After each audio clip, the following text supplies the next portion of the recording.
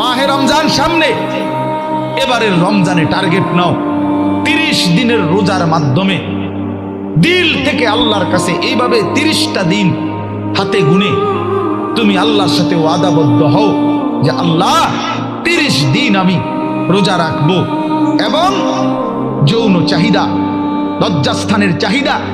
অশ্লীলতা, বেহায়াপনা, নর্তকী, নাচ গান, উলঙ্গ ছবি দেখা, নারীকে নিয়ে চিন্তা ভাবনা, মেয়েকে নিয়ে অশ্লীল চিন্তা ভাবনা, অবৈধ কোনো প্রেম সম্পর্ক, হারাম কোনো রিলেশন,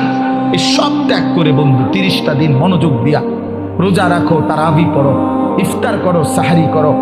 তাসবিহ পড়ো, তেলাওয়াত করো, কোনো আলেমে দ্বীনের সাথে উঠা বসা করো, ইমাম সাহেবের সাথে সম্পর্ক করো। ইনশাআল্লাহ দেখবা আল্লাহ চাহে তো 30 দিনের মাথায় আল্লাহ বলেন লাআল্লাকুম তাত্তাকুন, আমি আল্লাহ ওয়াদা দিলাম মোমেন তোকে মুত্তাকি বানিয়ে দেব।